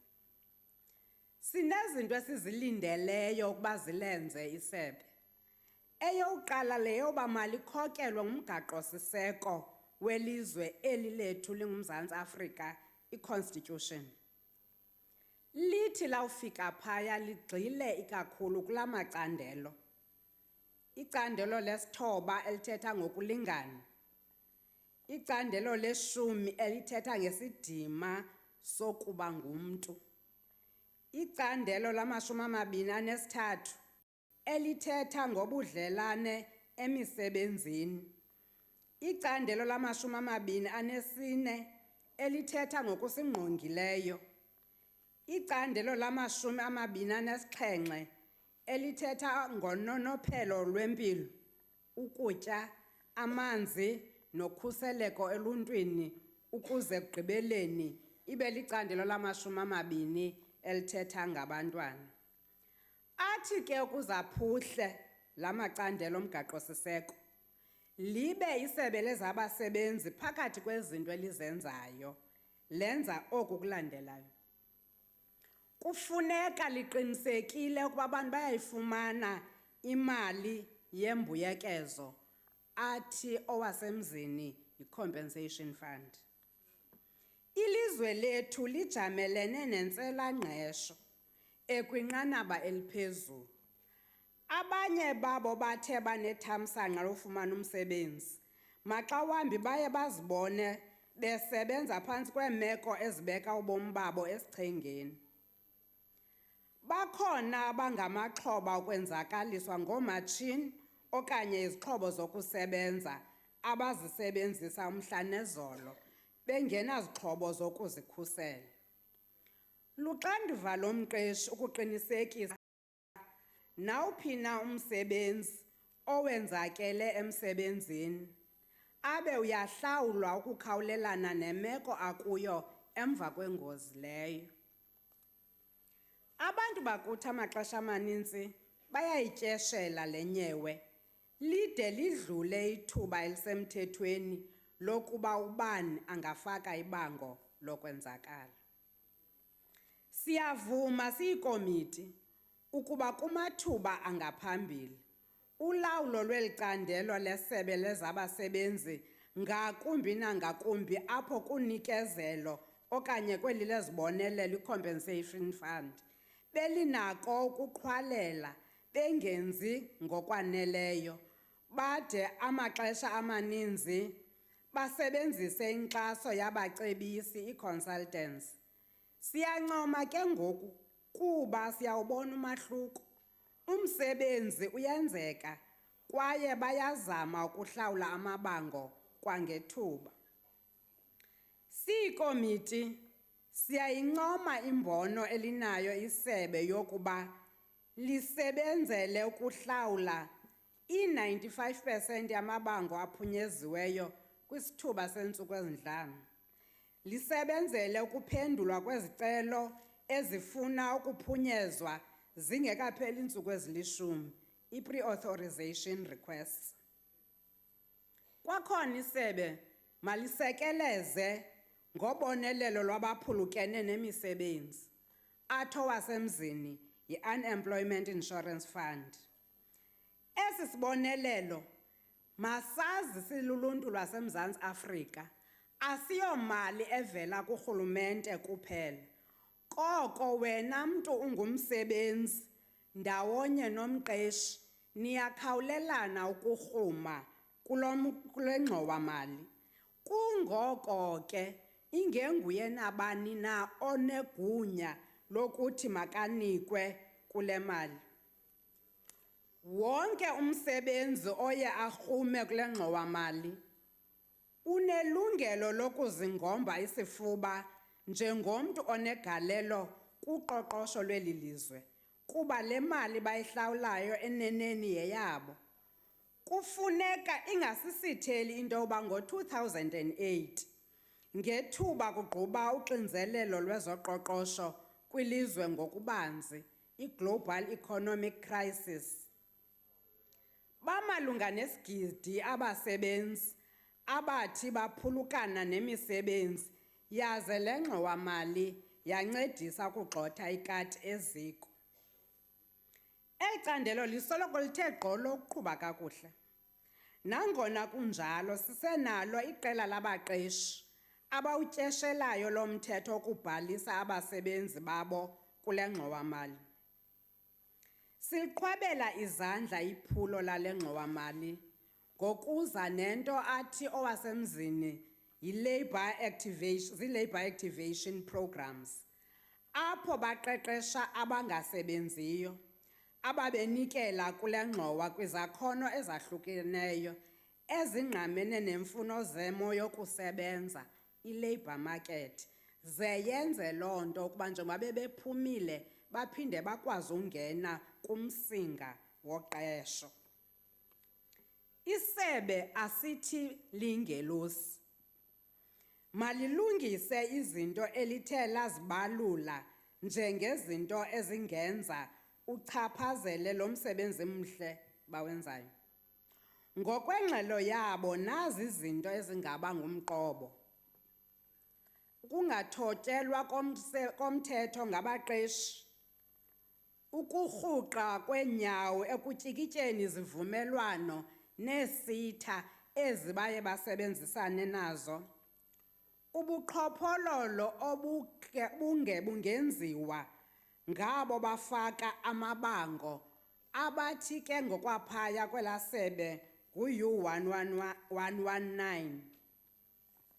Masisichazele isizwe ukuba eli sebe linalo igalelo ekuveliseni imisebenzi, kodwa asingeze sithi malingakuphuculi oko likwenzayo, kuba intswelangqesho lutshabo olukhulu lwesizwe esi sethu.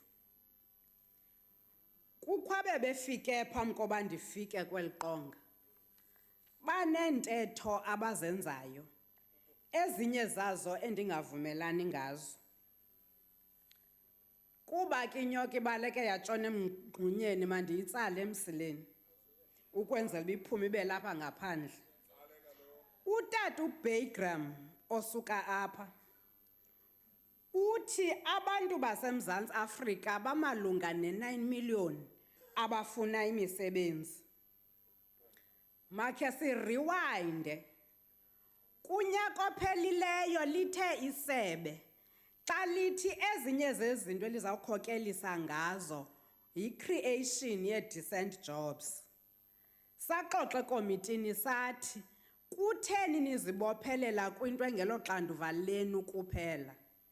Sizwe saseMzantsi Afrika akulindelwanga ukuba eli sebe lilodwa liqeshe i-9 million, liyalenzela ligalelo, kodwa alithathi wonke umntu. Yiyo le nto benazo neza labor activation programs. Bathi abameli be-DA bakholelwa kwi-sectoral determination kune-national minimum wage. Babantu bani na aba bathi umthetho sowupasiswa kumaqonga bambele izithende kuluvo lwabo, kuba kaloku kule nto intlanganiso uya unoluvo lwakho uphume unesigqibo sentlanganiso. Kulilishwa ukuba pha eNedlac abanabo abantu abamabesuka ncakasana pha kubo, kodwa babhadlile benoqiqo aba bantu base-Nedlac, so siyavumelana ne-Nedlac mayiqhube i-national minimum wage. Kwakhona uthi ubawo uBaygram kune-dispute phakathi kwe-security nale institution.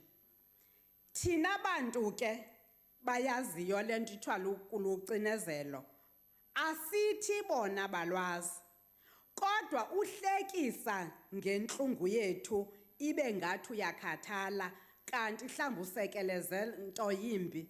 Mhlawumbi uba belikhona ithuba bendakhe ndimbuze uba uyive loo nto xa bebesiya kuye njenge-practicing advocate or lawyer okanye beze kuye njengomntu omele basebenzi. Uba ngabana sizingela siphethe ityuwa asincedise isizwe soMzantsi Afrika. Ndigqithe ndize kuTata uMadisha. Tata uMadisha, umkhono webhoko utyileyo ngowale ndawo nam ndandiwutye kuyo kuba kaloku sinjenjenje mna nawe kuqeqeshwa yiCOSATU.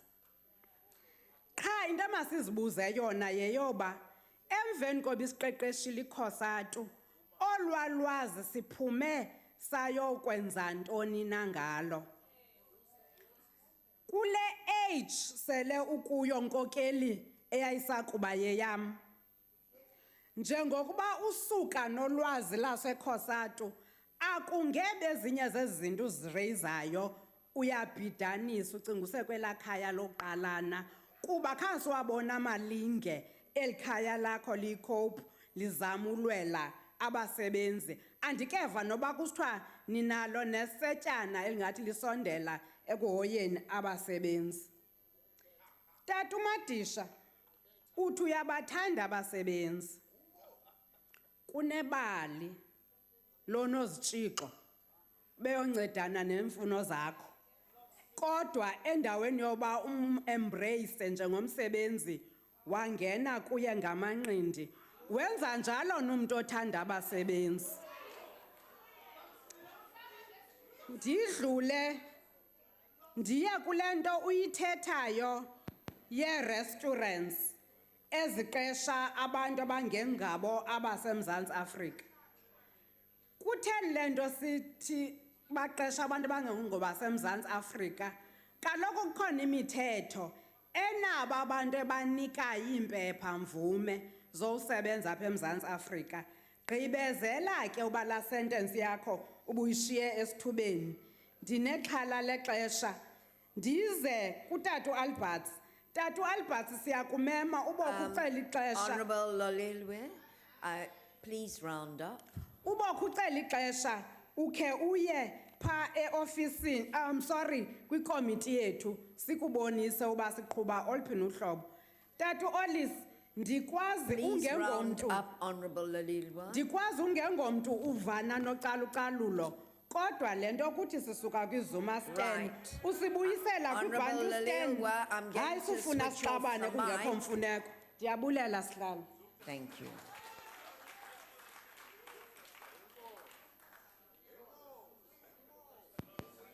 Honourable the Minister of Labour.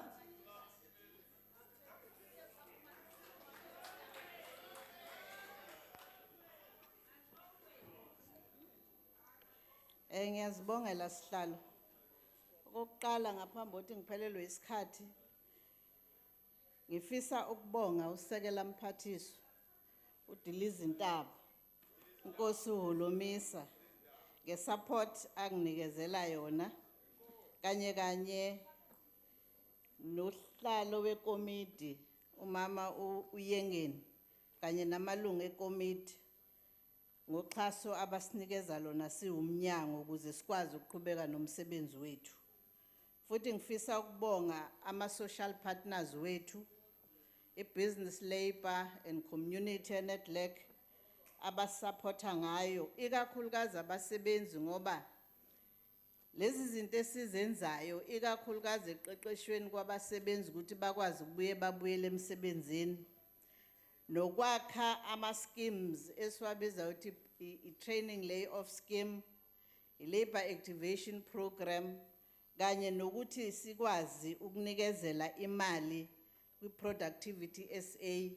Ngifisa ukusho ukuthi ukuba abasebenzi bebengekho ngabe asikwazanga ukuthi lezi mali noma lemsebenzi sikwazi ukuthi siyenza ngemali yabasebenzi, of which abasebenzi they can claim ukuthi is their responsibility and their role ukuthi isizwe sibe la sikhona. Ngiyafisa ke futhi ukubonga umqondisi womnyango, umqondisi jikelele womnyango kanye nethimba lakhe lonke lomnyango wezabasebenzi ngesupport abasinikeza yona umphathiswa kanye nosekela mphathiswa. Ngibonge futhi nakuwa amalunga alendlu asupportayo ngazo zonke ikhathi uma sizile la sizobeka izinto ezithebeni zeParliament. Ngiyabonga ke futhi amalunga asupportile kuhlahlo lwabiwo mali zethu siwumnyango wezabasebenzi. Ngiyafisa ke sihlalo ukuthi mhlawumbe ngiphendule abanye angizukuba naso isikhathi ngoba ngabe ngichitha isikhathi ngoba selokhu ngaba khona bakhuluma into eyodwa. Abanazo ezinye izinto abangazisho ngoba uma silandelela isisho sesintu sithi inqole ehambayo ikhonkotha zingcanga kodwa emile ziyayichamela. So ke ingakho ke behlale bangumsindo ngento eyodwa. Ngiyafisa ukusho kumhlonishwa uAlbert ukuthi kule issue ye-employment equity akhuluma ngayo akabuyele ku-United Nations ngoba bebeyile phambilini beyofaka lona lolu daba kodwa bafike behluleka ngoba kuwumthetho lowo ongaphansi kohlelo lwe-substructure lwe-United Nations International Labour Organization. Ababuyele bobuya futhi amathe buyele kwasifuba. Ngiyafisa ke futhi ukusho ukuthi kumnumzane uBahrain, yes, our regulator ama-labor brokers, but sasho futhi ukuthi sizomonitorisha ukuthi ayakomplya yini nomthetho na. Uma kuwukuthi awacomply siyobuyekeza lo mthetho. So njobe esho ukuthi la kudliwa ukudla okuphekwa ama-labor brokers but ahlukumeza abasebenzi, sizokwenza ilokhuzana into esizoyibheka ukuthi isiqiniseko kangakanani kodwa asizukwenza la kuphela, sizokwenza kwizinkampani zonke lezi esithi lo 3 months abawuthathe njengokuthi uyingxenye yokuqeqesha abasebenzi, emva kwalokho abasebenzi baqashwe ngokupheleleyo. Uma kuwukuthi abawugcini noma abawuhloniphi umthetho, asizukunanaza phela siwukhongolosi. Siya kwi-policy conference, sizosponsorisha ukuthi i-ANC mayireviewe ukuthi angeke niswabhena ama-labor brokers here in South Africa. And we can do that. Therefore, we're going to discuss it kwi-policy conference ye-ANC. Sigayidwa ke thina umhlahlandlela wenhlangano yethu i-African National Congress. Ngiyafisa ukusho ukuthi ke kumhlonishwa uGawula angeke sikwazi ukuthi sithi reopen ama-negotiations because bekune-federation ebingakalonjwa. Into engayenza leyo federation ukuthi uma i-commission isi-reviewer ukusebenza noma whether sizoyi-increase i-national minimum wage seboba nethuba lapho. Kodwa futhi bebengavalelwe ngesikhathi kwenziwa ama-negotiations ngoba bekunama-public hearings abenziwa nangesikhathi i-committee of experts yenza i-research nayo yawenza ama-public hearings including i-portfolio committee yawenza ama-hearings. So nabo babe nalithuba lokuthi ke beze bazokwenza incomo phela. Now ukurejecta ke kwakho i-budget kuthi kukabili it's either awubasupport abasebenzi ngoba uma singena budget sizosebenza ngani siwumnyango uqinisekisa ukuthi abasebenzi balaba protectekile. Okunye kwesibili national minimum wage ayibakhiphele ngaphandle abasebenzi baseyindlini kanye nabasebenzi basemaplazini bayingxenye. Yingakho nje uzwa labeni alliance nabo bekhala ngokuthi why singafocus kuma sectoral determination. Asizubuyele emuva. Umsebenzi wethu uqinisekisa ukuthi abasebenzi bavikelekile la eMzansi Afrika. Ngiyafisa ukuthi laba ke abathi angeke balandele imigomo yemthetho yazabasebenzi